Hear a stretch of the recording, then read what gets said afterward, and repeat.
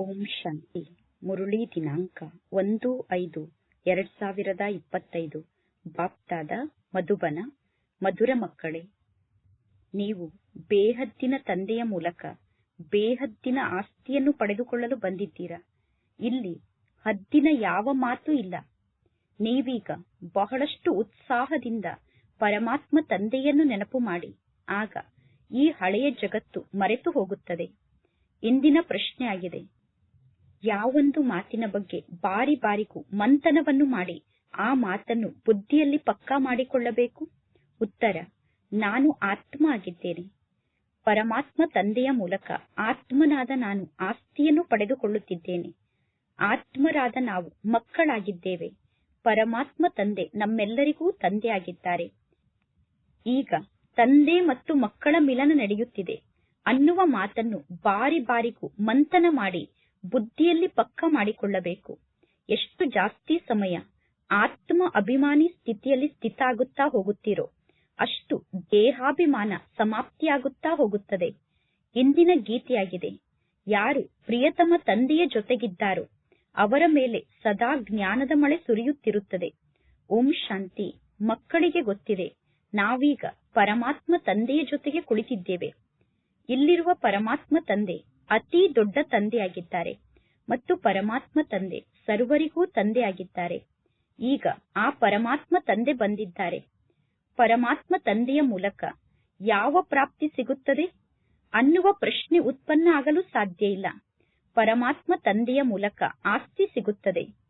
ಪರಮಾತ್ಮ ತಂದೆ ಸರ್ವರಿಗೂ ಬೇಹದ್ದಿನ ತಂದೆ ಆಗಿದ್ದಾರೆ. ಆ ಪರಮಾತ್ಮ ತಂದೆಯ ಮೂಲಕ ಬೇಹದ್ದಿನ ಸುಖ ಪ್ರಾಪ್ತಿಯಾಗುತ್ತದೆ, ಬೇಹದ್ದಿನ ಆಸ್ತಿ ಪ್ರಾಪ್ತಿಯಾಗುತ್ತದೆ. ಲೌಕಿಕ ಜಗತ್ತಿನಲ್ಲಿ ಇರುವಂತದ್ದು ಹದ್ದಿನ ಆಸ್ತಿಯಾಗಿದೆ. ಕೆಲವರ ಬಳಿ 5,000 ಅಥವಾ 10,000 ರೂಪಾಯಿ ಇರಬಹುದು.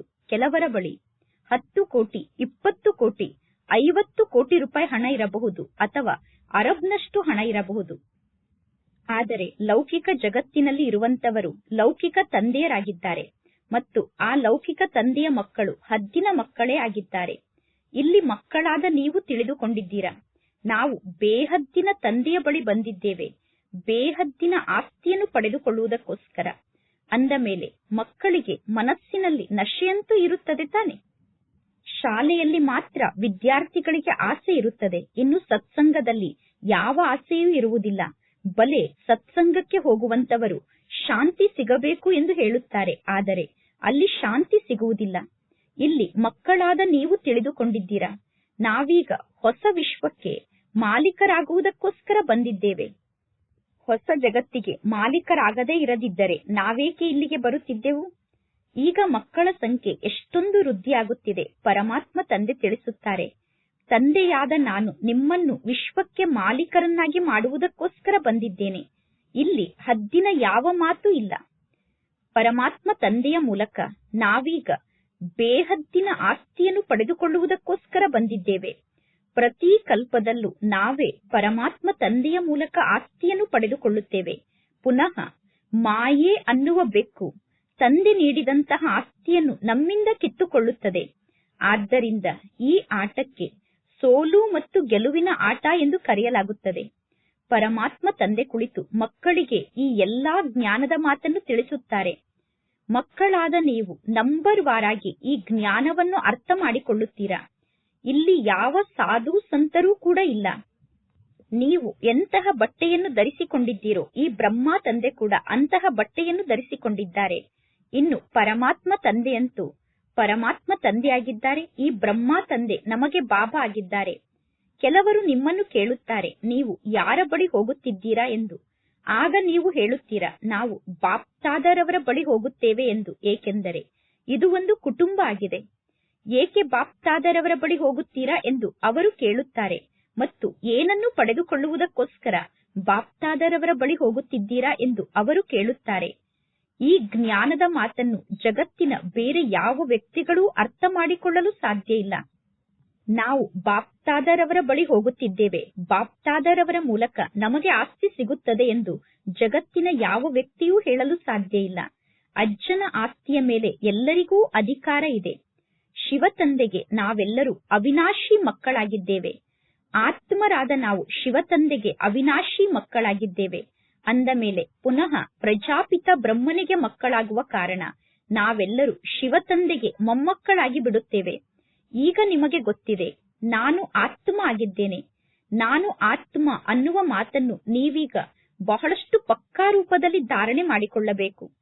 ನಾನು ಆತ್ಮ ಆಗಿದ್ದೇನೆ ಅನ್ನುವ ಮಾತಿನ ಬಗ್ಗೆ ಮಂಥನವನ್ನು ಮಾಡಿ ನಾನು ಆತ್ಮ ಅನ್ನುವ ಮಾತನ್ನು ಪಕ್ಕಾ ರೂಪದಲ್ಲಿ ಧಾರಣೆ ಮಾಡಿಕೊಳ್ಳಬೇಕು. ಆತ್ಮರಾದ ನಾವು ಪರಮಾತ್ಮ ತಂದೆಯ ಮೂಲಕ ಆಸ್ತಿಯನ್ನು ಪಡೆದುಕೊಳ್ಳುತ್ತೇವೆ. ಆತ್ಮರಾದ ನಾವೀಗ ಪರಮಾತ್ಮ ತಂದೆಯ ಬಳಿ ಬಂದು ತಂದೆಯ ಜೊತೆಗೆ ಮಿಲನವನ್ನು ಮಾಡುತ್ತಿದ್ದೇವೆ. ನಾವೀಗ ಪರಮಾತ್ಮ ತಂದೆಗೆ ಸಿಕ್ಕಿದ್ದೇವೆ.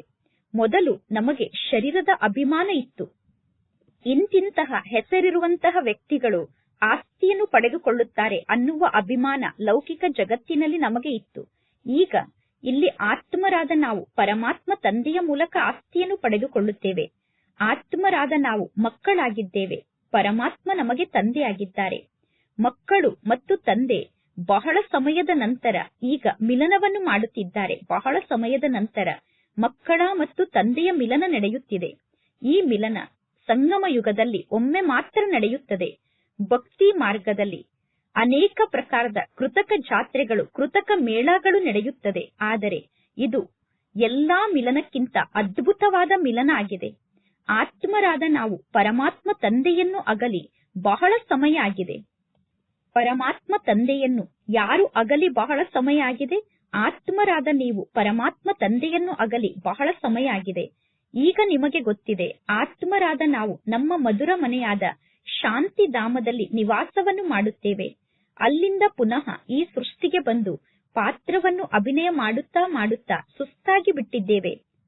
ಎಲ್ಲಾ ಆತ್ಮರು ಸುಸ್ತಾಗಿರುವ ಕಾರಣ ಸನ್ಯಾಸಿಗಳ ಬಳಿ ಹೋಗಿ ಶಾಂತಿಯನ್ನು ಬೇಡುತ್ತಾರೆ. ಸನ್ಯಾಸಿಗಳು ಮನೆ ಮಠವನ್ನು ಬಿಟ್ಟು ಕಾಡಿನಲ್ಲಿ ನಿವಾಸವನ್ನು ಮಾಡುತ್ತಿದ್ದಾರೆ. ಅಂದ ಮೇಲೆ ಸನ್ಯಾಸಿಗಳ ಮೂಲಕ ಶಾಂತಿ ಸಿಗುತ್ತದೆ ಎಂದು ಎಲ್ಲರೂ ತಿಳಿದುಕೊಂಡಿದ್ದಾರೆ. ಆದರೆ ಸನ್ಯಾಸಿಗಳ ಮೂಲಕ ಶಾಂತಿ ಸಿಗುವುದಿಲ್ಲ. ಈಗ ಸನ್ಯಾಸಿಗಳು ಕೂಡ ಕಾಡನ್ನು ಬಿಟ್ಟು ಪುನಃ ನಗರಕ್ಕೆ ಬಂದಿದ್ದಾರೆ. ಕಾಡಿನಲ್ಲಿ ಸನ್ಯಾಸಿಗಳು ಯಾವ ಗುಹೆಯಲ್ಲಿ ಇರುತ್ತಿದ್ದರೋ ಈಗ ಆ ಗುಹೆಗಳು ಕೂಡ ಖಾಲಿ ಇದೆ. ಅವರು ನಗರಕ್ಕೆ ಬಂದು ನಗರದಲ್ಲಿ ಗುರು ಆಗಿ ಕುಳಿತಿದ್ದಾರೆ. ಇಲ್ಲದಿದ್ದರೆ ನಿವೃತ್ತಿ ಮಾರ್ಗದವರು ಜ್ಞಾನವನ್ನು ನೀಡಿ ಪವಿತ್ರತೆಯ ಶಿಕ್ಷಣವನ್ನು ಕಲಿಸಬೇಕು. ಆದರೆ ವರ್ತಮಾನ ಸಮಯದಲ್ಲಿ ನೋಡಿ, ಸನ್ಯಾಸಿಗಳು ಕೂಡ ಮದುವೆಯನ್ನು ಮಾಡಿಸುತ್ತಾರೆ. ಈಗ ಮಕ್ಕಳಾದ ನೀವು ನಿಮ್ಮ ಯೋಗದ ಶಕ್ತಿಯ ಮೂಲಕ ನಿಮ್ಮ ಕರ್ಮೇಂದ್ರಿಯವನ್ನು ವಶದಲ್ಲಿ ಇಟ್ಟುಕೊಳ್ಳುತ್ತೀರಾ. ಯೋಗದ ಶಕ್ತಿಯ ಮೂಲಕ ನಿಮ್ಮ ಕರ್ಮೇಂದ್ರಿಯ ಶೀತಲ ಆಗುತ್ತದೆ. ಯೋಗದ ಶಕ್ತಿ ಇದ್ದರೆ ಕರ್ಮೇಂದ್ರಿಯ ಚಂಚಲ ಆಗುವುದಿಲ್ಲ. ಈ ಕರ್ಮೇಂದ್ರಿಯಗಳೇ ಚಂಚಲ ಆಗುತ್ತದೆ ತಾನೆ. ಈಗ ನೀವು ಕರ್ಮೇಂದ್ರಿಯದ ಮೇಲೆ ವಿಜಯವನ್ನು ಪಡೆದುಕೊಳ್ಳಬೇಕು. ನಿಮ್ಮ ಕರ್ಮೇಂದ್ರಿಯ ಚಂಚಲ ಆಗಬಾರದು. ಯೋಗದ ಶಕ್ತಿಯ ಮೂಲಕ ಮಾತ್ರ ಕರ್ಮೇಂದ್ರಿಯವನ್ನು ವಶ ಮಾಡಿಕೊಳ್ಳಲು ಸಾಧ್ಯ. ಯೋಗದ ಶಕ್ತಿ ಇಲ್ಲ ಅಂದರೆ ಕರ್ಮೇಂದ್ರಿಯವನ್ನು ವಶ ಮಾಡಿಕೊಳ್ಳುವುದು ಅಸಾಧ್ಯದ ಮಾತಾಗಿದೆ. ಪರಮಾತ್ಮ ತಂದೆ ತಿಳಿಸುತ್ತಾರೆ, ಕರ್ಮೇಂದ್ರಿಯದ ಚಂಚಲತೆ ಯೋಗದ ಶಕ್ತಿಯ ಮೂಲಕ ಸಮಾಪ್ತಿಯಾಗುತ್ತದೆ. ಯೋಗ ಬಲದಲ್ಲಿ ಶಕ್ತಿಯಂತೂ ಇದೆ ತಾನೆ. ಈ ಜ್ಞಾನ ಮಾರ್ಗದಲ್ಲಿ ಬಹಳಷ್ಟು ಪರಿಶ್ರಮವನ್ನು ಪಡಬೇಕಾಗುತ್ತದೆ.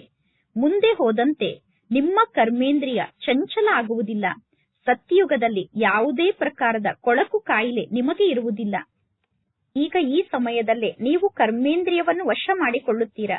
ನಂತರ ಯಾವುದೇ ಕೊಳಕು ಮಾತು ಸತ್ಯಯುಗದಲ್ಲಿ ಇರುವುದಿಲ್ಲ. ಸತ್ಯಯುಗದ ಹೆಸರೇ ಸ್ವರ್ಗ ಆಗಿದೆ. ಸತ್ಯಯುಗವನ್ನು ಮರೆತಿರುವ ಕಾರಣ ಕಲ್ಪದ ಆಯಸ್ಸು ಲಕ್ಷಾಂತರ ವರ್ಷ ಎಂದು ಹೇಳುತ್ತಾರೆ.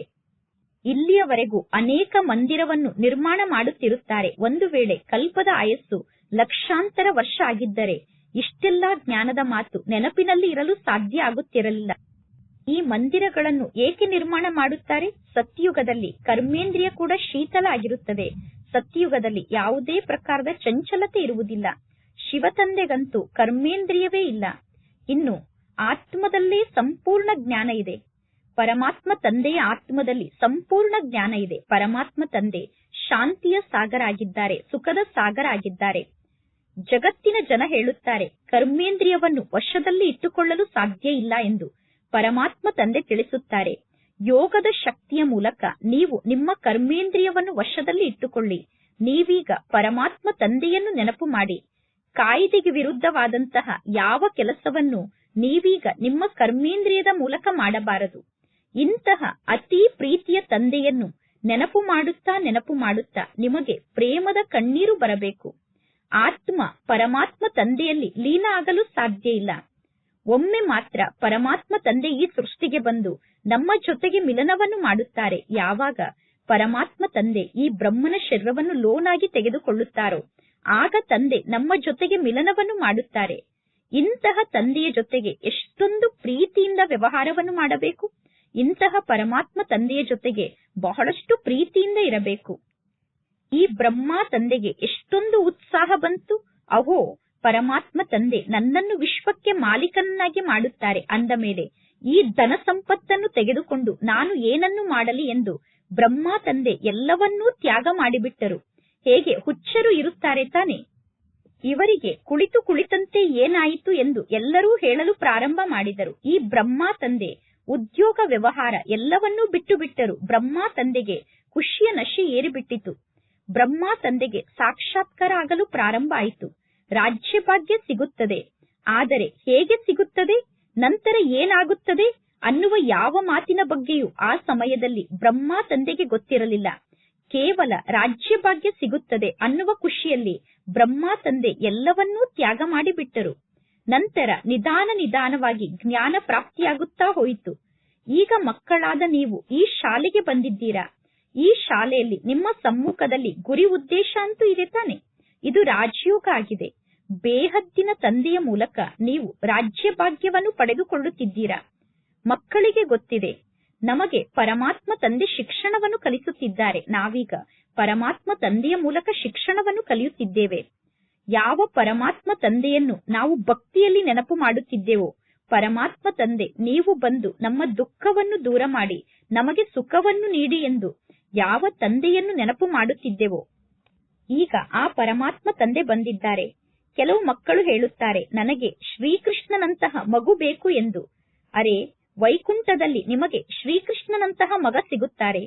ಶ್ರೀಕೃಷ್ಣ ವೈಕುಂಠದಲ್ಲಿ ನಿವಾಸವನ್ನು ಮಾಡುತ್ತಾರೆ. ಕೃಷ್ಣ ವೈಕುಂಠದ ನಿವಾಸಿಯಾಗಿದ್ದಾರೆ.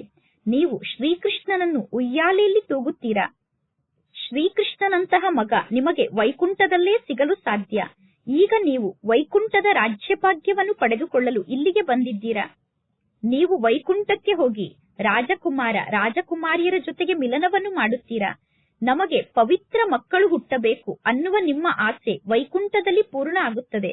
ಹಾಗೆ ನೋಡಿದರೆ ಇಲ್ಲೂ ಕೂಡ ಬಹಳಷ್ಟು ಜನ ರಾಜಕುಮಾರ ರಾಜಕುಮಾರಿಯರಿದ್ದಾರೆ. ಆದರೆ ಅವರೆಲ್ಲರೂ ನರಕದ ನಿವಾಸಿಗಳಾಗಿದ್ದಾರೆ. ನಾವೀಗ ಸ್ವರ್ಗದ ನಿವಾಸಿಯಾಗಬೇಕು ಎಂದು ನೀವು ಬಯಸುತ್ತೀರಾ. ಈ ಶಿಕ್ಷಣ ಬಹಳ ಸಹಜ ಆಗಿದೆ. ಪರಮಾತ್ಮ ತಂದೆ ತಿಳಿಸುತ್ತಾರೆ, ನೀವು ಬಹಳಷ್ಟು ಭಕ್ತಿಯನ್ನು ಮಾಡಿದ್ದೀರಾ. ನೀವು ಬಹಳಷ್ಟು ಪೆಟ್ಟನ್ನು ತಿಂದಿದ್ದೀರಾ. ನೀವು ಎಷ್ಟು ಖುಷಿಯಿಂದ ತೀರ್ಥಯಾತ್ರೆಗೆ ಹೋಗುತ್ತಿದ್ದೀರಿ. ಅಮರನಾಥಕ್ಕೂ ಕೂಡ ಹೋಗುತ್ತಾರೆ. ಅಮರನಾಥಕ್ಕೆ ಹೋಗುವಂತವರು ತಿಳಿದುಕೊಳ್ಳುತ್ತಾರೆ, ಶಂಕರ ಪಾರ್ವತಿಗೆ ಅಮರ ಕಥೆಯನ್ನು ಹೇಳಿದರು ಎಂದು. ಅಮರನಾಥ ಸತ್ಯವಾದ ಕಥೆಯನ್ನು ನಿಮಗೆ ಹೇಳುತ್ತಿದ್ದಾರೆ. ನೀವೀಗ ಅಮರನಾಥನ ಮೂಲಕ ಸತ್ಯ ಕಥೆಯನ್ನು ಕೇಳುತ್ತಿದ್ದೀರಾ. ಇಲ್ಲಿ ಪರಮಾತ್ಮ ತಂದೆ ಕುಳಿತು ನಿಮಗೆ ಜ್ಞಾನವನ್ನು ತಿಳಿಸುತ್ತಿದ್ದಾರೆ. ನೀವೀಗ ಪರಮಾತ್ಮ ತಂದೆಯ ಬಳಿ ಬಂದಿದ್ದೀರಾ. ನಿಮಗೆ ಗೊತ್ತಿದೆ, ಪರಮಾತ್ಮ ತಂದೆಯ ರಥ ಆದಂತಹ ಈ ಬ್ರಹ್ಮನ ಶರೀರ ಭಾಗ್ಯಶಾಲಿ ರಥ ಆಗಿದೆ.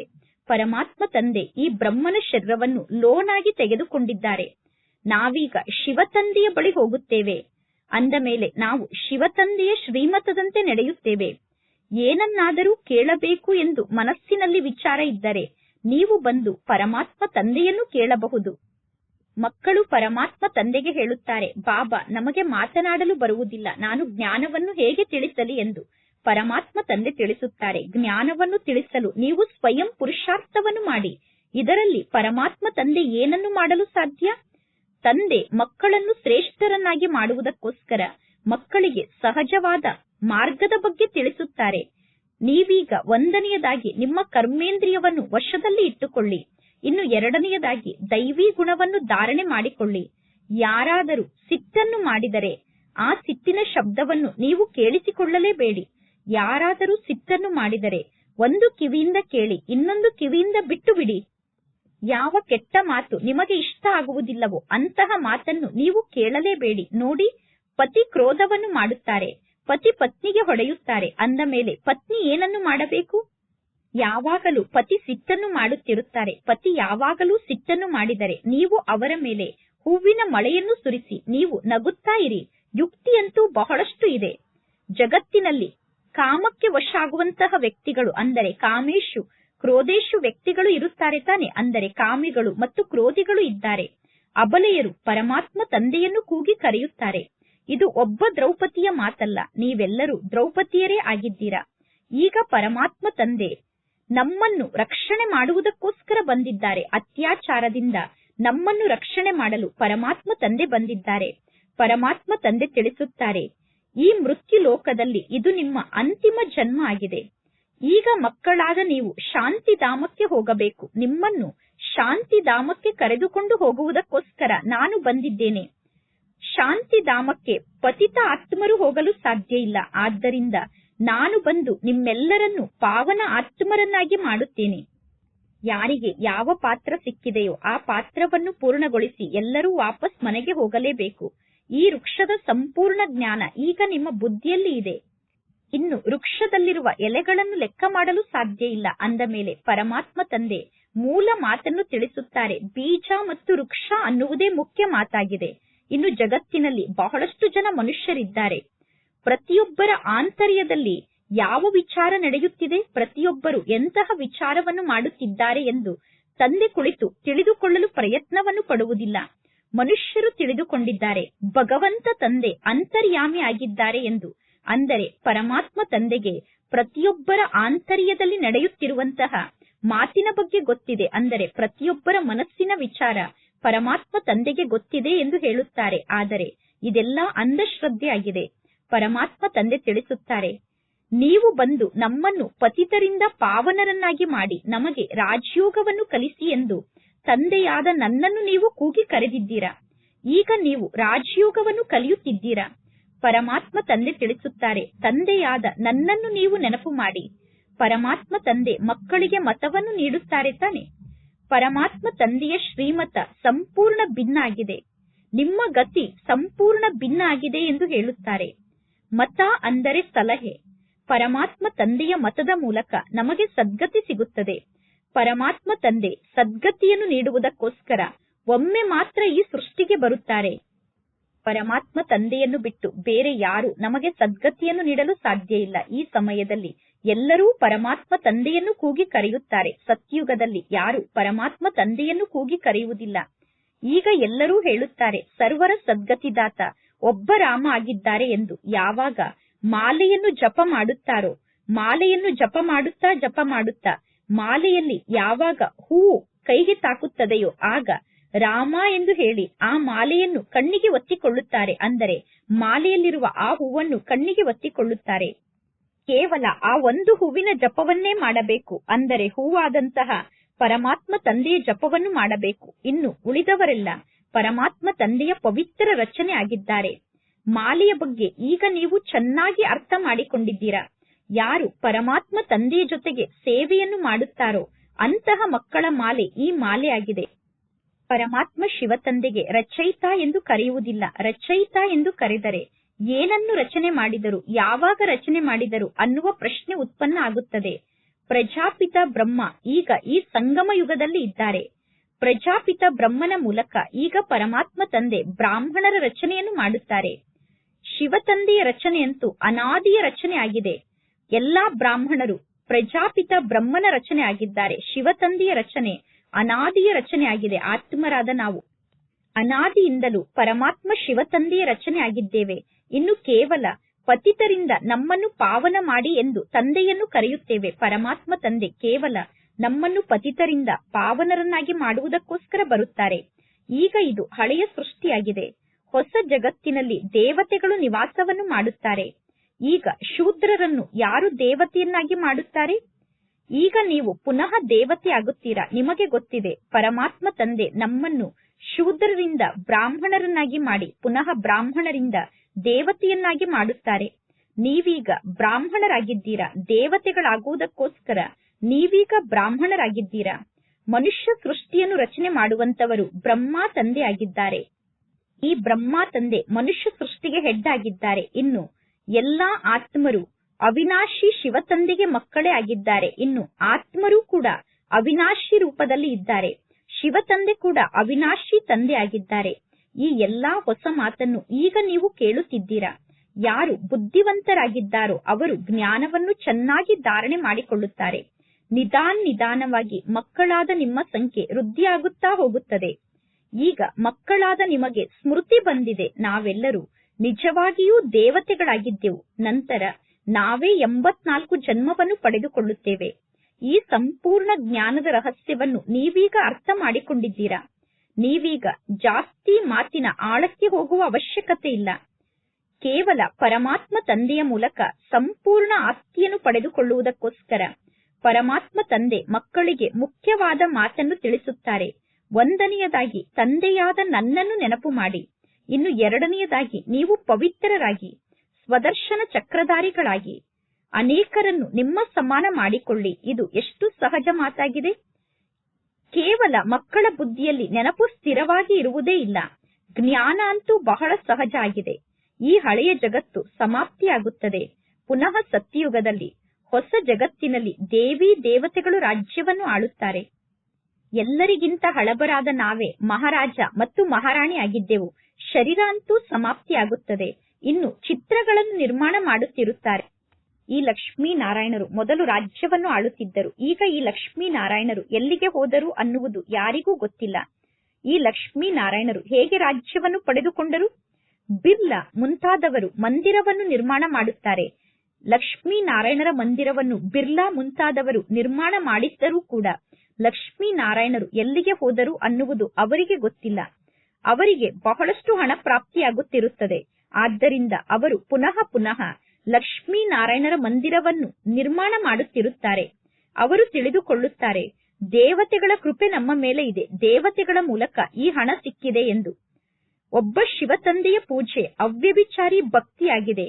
ಜ್ಞಾನವನ್ನು ನೀಡುವಂತಹ ಜ್ಞಾನದ ಸಾಗರ ಒಬ್ಬ ಪರಮಾತ್ಮ ಶಿವತಂದೆ ಆಗಿದ್ದಾರೆ. ಇನ್ನು ಉಳಿದಿದ್ದೆಲ್ಲ ಭಕ್ತಿ ಮಾರ್ಗ ಆಗಿದೆ. ಜ್ಞಾನದ ಮೂಲಕ ಅರ್ಧ ಕಲ್ಪಕ್ಕೋಸ್ಕರ ಸದ್ಗತಿ ಪ್ರಾಪ್ತಿಯಾಗುತ್ತದೆ. ಸದ್ಗತಿ ಪ್ರಾಪ್ತಿಯಾದ ನಂತರ ಭಕ್ತಿಯನ್ನು ಮಾಡುವ ಅವಶ್ಯಕತೆ ಇಲ್ಲ. ಜ್ಞಾನ, ಭಕ್ತಿ ಮತ್ತು ವೈರಾಗ್ಯ ಎಂದು ಕರೆಯಲಾಗುತ್ತದೆ. ಈಗ ಭಕ್ತಿಯ ಮೂಲಕ ಹಳೆಯ ಜಗತ್ತಿನ ಬಗ್ಗೆ ನಿಮಗೆ ವೈರಾಗ್ಯ ಬಂದಿದೆ. ಈಗ ಈ ಹಳೆಯ ಜಗತ್ತು ಸಮಾಪ್ತಿಯಾಗಲೇಬೇಕು. ಈ ಹಳೆಯ ಜಗತ್ತು ಸಮಾಪ್ತಿಯಾಗುತ್ತದೆ ಅಂದ ಮೇಲೆ ನಾವೇಕೆ ಈ ಹಳೆಯ ಜಗತ್ತಿನ ಬಗ್ಗೆ ಆಸಕ್ತಿಯನ್ನು ಇಟ್ಟುಕೊಳ್ಳಬೇಕು? ಈಗ ನಾಟಕ ಪೂರ್ಣ ಆಗುತ್ತದೆ. ನಾವೀಗ ವಾಪಸ್ ನಮ್ಮ ಮನೆಗೆ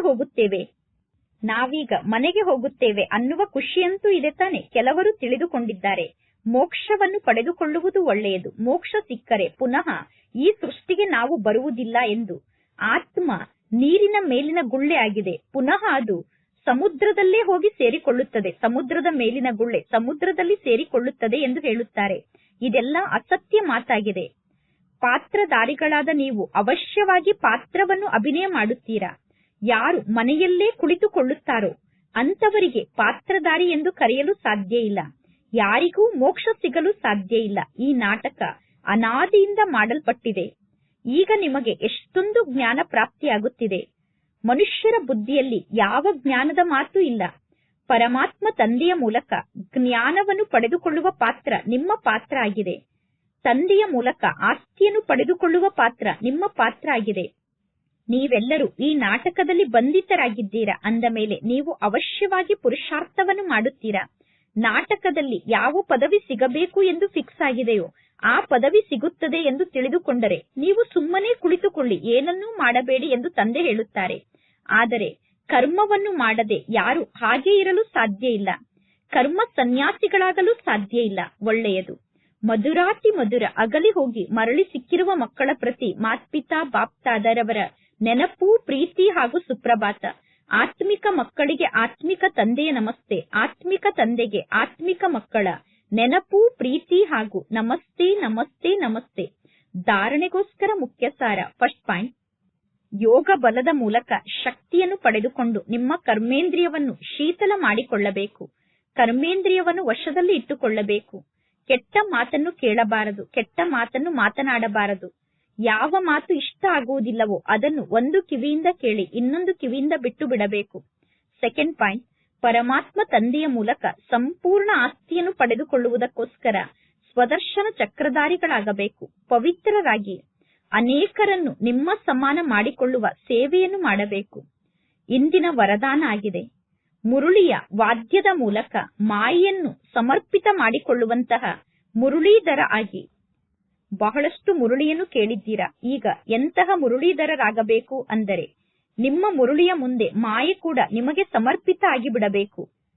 ಮುರುಳಿಯ ರಹಸ್ಯದ ವಾದ್ಯವನ್ನು ನೀವು ಸದಾ ನುಡಿಸುತ್ತಿದ್ದರೆ ಮಾಯೆ ಸದಾ ಕಾಲಕ್ಕೋಸ್ಕರ ನಿಮಗೆ ಸಮರ್ಪಿತ ಆಗುತ್ತದೆ. ಮುಖ್ಯವಾಗಿ ಮಾಯೆ ಕಾರಣದ ರೂಪದಲ್ಲಿ ಬರುತ್ತದೆ. ಯಾವಾಗ ಮುರುಳಿಯ ಮೂಲಕ ಕಾರಣಕ್ಕೆ ನಿವಾರಣೆ ಸಿಗುತ್ತದೆಯೋ ಆಗ ಮಾಯೆ ಸದಾ ಕಾಲಕ್ಕೋಸ್ಕರ ಸಮಾಪ್ತಿಯಾಗುತ್ತದೆ. ಕಾರಣ ಸಮಾಪ್ತಿಯಾದ ತಕ್ಷಣ ಮಾಯೆ ಕೂಡ ಸಮಾಪ್ತಿಯಾಗುತ್ತದೆ.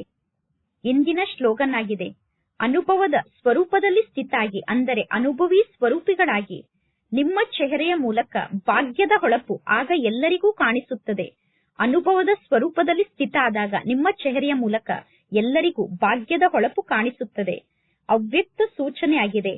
ಆತ್ಮಿಕ ರಾಯಲ್ಟಿ ಮತ್ತು ಪವಿತ್ರತೆಯ ವ್ಯಕ್ತಿತ್ವವನ್ನು ಧಾರಣೆ ಮಾಡಿಕೊಳ್ಳಿ. ಆತ್ಮಿಕ ಘನತೆ ಮತ್ತು ಪವಿತ್ರತೆಯ ಪರ್ಸನಾಲಿಟಿಯನ್ನು ಧಾರಣೆ ಮಾಡಿಕೊಳ್ಳಿ. ಈ ಸಂಗಮ ಯುಗದ ಬ್ರಾಹ್ಮಣ ಜೀವನದ ವಿಶೇಷತೆ ಪವಿತ್ರತೆಯಾಗಿದೆ. ಪ್ರವೃತ್ತಿಯಲ್ಲಿ ಇದ್ದರೂ ಕೂಡ ಅಪವಿತ್ರತೆಯಿಂದ ನಿವೃತ್ತರಾಗಿ ಇರಬೇಕು. ಸ್ವಪ್ನ ಮಾತ್ರದಲ್ಲೂ ಅಪವಿತ್ರತೆ ಸಂಕಲ್ಪದಲ್ಲೂ ಇರಬಾರದು. ಸಂಕಲ್ಪದಲ್ಲೂ ಕೂಡ ಅಪವಿತ್ರತೆಯಿಂದ ಮುಕ್ತ ಆಗಿರಬೇಕು. ಸ್ವಪ್ನದಲ್ಲೂ ಅಪವಿತ್ರತೆಯಿಂದ ಮುಕ್ತ ಆಗಿರಬೇಕು. ಸಂಕಲ್ಪ ಮತ್ತು ಸ್ವಪ್ನದಲ್ಲೂ ಕೂಡ ಪವಿತ್ರರಾಗಿ ಇರುವುದೇ ವಿಶ್ವದ ಮುಂದೆ ಚಾಲೆಂಜ್ ಅನ್ನು ಮಾಡಲು ಸಾಧನ ಆಗಿದೆ. ಈಗ ಬ್ರಾಹ್ಮಣ ಆತ್ಮರಾದ ನೀವು ಆತ್ಮಿಕ ರಾಯಲ್ಟಿ ಉಳ್ಳಂತಹ ಆತ್ಮರಾಗಿದ್ದೀರಾ. ಈಗ ಬ್ರಾಹ್ಮಣ ಆತ್ಮರಾದ ನೀವು ಆತ್ಮಿಕ ಪರ್ಸನಾಲಿಟಿ ಉಳ್ಳಂತಹ ಆತ್ಮರಾಗಿದ್ದೀರಾ. ಒಳ್ಳೆಯದು. ಓಂ ಶಾಂತಿ.